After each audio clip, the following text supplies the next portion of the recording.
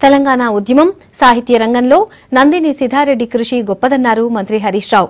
మంజీరా రచయితల సంఘాన్ని ఏర్పాటు చేయడంలో కీలక పాత్ర పోషించారన్నారు.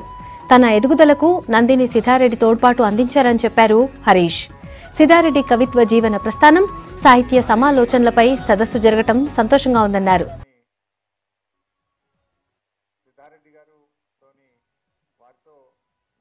ముఖ్యంగా సాంస్కృతిక బంధం కాకపోయినా ఒక ఆత్మీయమైనటువంటి అనుబంధం మాత్రం సిద్ధారెడ్డి గారితో ఉంది. నాకు 2004లో సిద్దిపేటలో పోటీ చేయడానికి వెళ్ళినప్పుడు ఎంతో ఆత్మీయంగా సాధారణంగా నన్ను దగ్గరికి తీసి దీవించి నా ఎదుగుదలలో ఎంతో తోడ్పాటును అందించినటువంటి వ్యక్తి గౌరవనీయులు నందిని సిద్ధారెడ్డి గారు.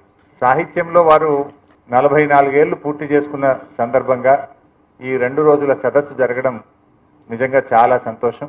వారి కృషి మెదక్ జిల్లాలో కానీ తెలంగాణ ఉద్యమంలో కానీ సాహిత్య రంగంలో సిద్ధారెడ్డి గారి కృషి ఎనలేనటువంటి కృషి. తనతో పాటు ఒక నలుగురిని సాహిత్య రంగంలో ఎదిగే విధంగా వారి కృషి కూడా ఉంది. వ్యక్తులనే కాదు సంస్థల్ని కూడా రూపొందించారు.